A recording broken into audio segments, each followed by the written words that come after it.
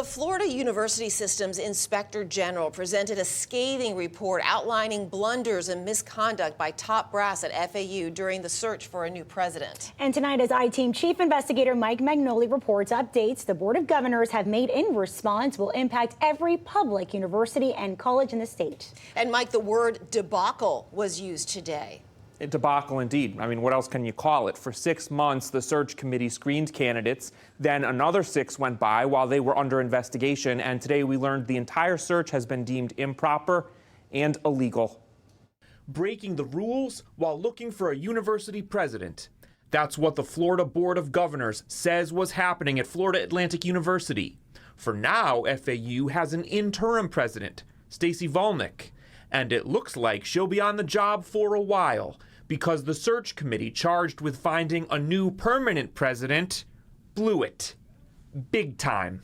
So today's meeting will focus on one topic, which is the results of the Inspector General review of concerns related to Florida Atlantic University's presidential search process. Concerns like the outside executive search firm that asked inappropriate screening questions, the fact that search committee members rated possible candidates among themselves, and an op-ed submitted to the Sun-Sentinel by an influential search committee member accusing the chancellor and the Board of Governors of poor judgment and bad faith.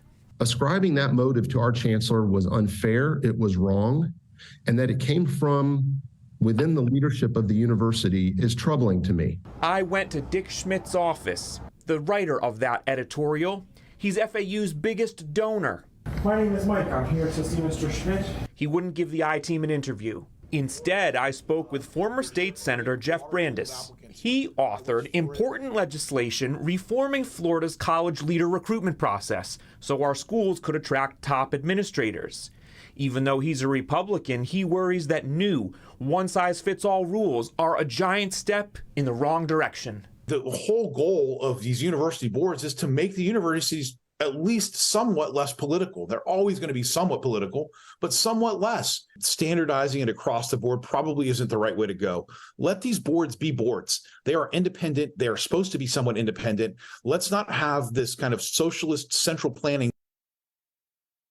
So to recap, the 3 gentlemen who were the named finalists back in July, they found out they are not finalists anymore. If they still want the job, they've got to reapply.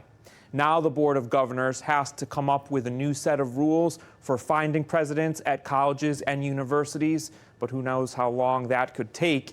Once that's over, FAU can post the job again.